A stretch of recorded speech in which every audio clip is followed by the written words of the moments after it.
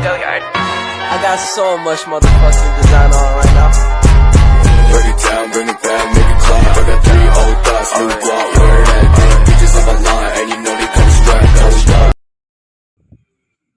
Konsep pemikiran hukum Islam Malik Ibnu Anas. Imam Malik adalah tokoh 4 besar imam mazhab yang dilahirkan di Madinah dan wafat di Madinah. Imam Malik tidak pernah keluar dari Madinah kecuali ketika menunaikan ibadah haji. Selain memiliki kemampuan dalam menghafal Al-Quran dan hadis, Imam Malik bin Anas terkenal berani dalam menyampaikan fatwa atau pendapatnya. Dia hidup pada pemerintahan Umayyah dan Abbasiyah. Adapun sumber hukum yang digunakan oleh Imam Malik adalah Al-Quran, Sunnah, amal ahli Madinah atau praktik masyarakat Madinah, ijma' sahabat, qiyas, al-maslahah mursalah, dan al-urf atau adat istiadat.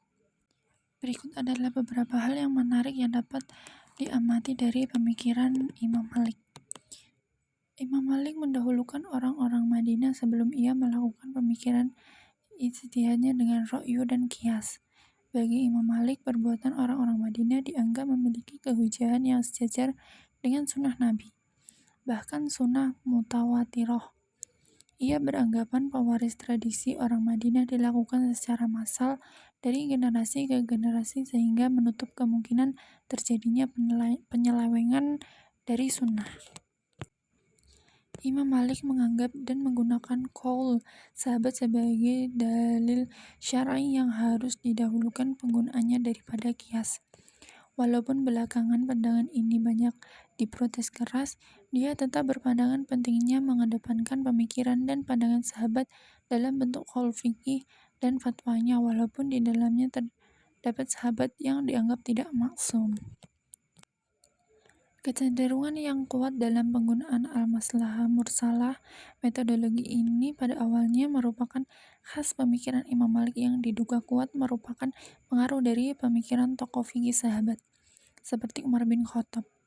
Metode ini kemudian mendapat legitimasi dari semua mazhab sesudahnya meskipun dengan sebutan yang berbeda. Dalam teori ini dapat diketahui bahwa Imam Malik di satu sisi sangat kuat dan populer dengan penggunaan hadis. Ia juga tetap menggunakan rasio. Imam Malik sangat toleran terhadap penggunaan hadis ahad.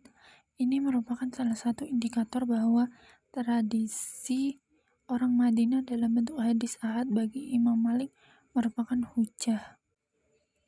Pemikiran Imam Malik merupakan antitesis dari mazhab Hanafi yang rasionalis. Ada beberapa alasan yang melatar belakangi hal ini. Yang pertama, Imam Malik adalah keturunan Arab yang bermukim di daerah Hijaz. Daerah Hijaz merupakan daerah pusat perbendaharaan hadis Nabi, sehingga setiap masalah yang muncul dengan mudah beliau menjawabnya dengan menggunakan sumber hadis Nabi atau fatwa sahabat. Yang kedua, semasa hidup beliau tidak pernah meninggalkan tempat tinggalnya dan hanya keluar untuk menunaikan ibadah haji, sehingga beliau tidak pernah bersentuhan dengan kompleks budaya. Yang ketiga, kehidupan ilmiah beliau dimulai dengan menghafal Al-Quran kemudian menghafal hadis Nabi. Ketiga faktor inilah yang menyebabkan Imam Malik cenderung berpikir secara tradisional dan kurang menggunakan rasional dalam corak pemikiran hukumnya. Beliau dianggap sebagai wakil ahli hadis, walaupun dalam praktek juga menggunakan metodologi rasio yaitu qiyas. Hanya memang porsinya terbatas pada hadis.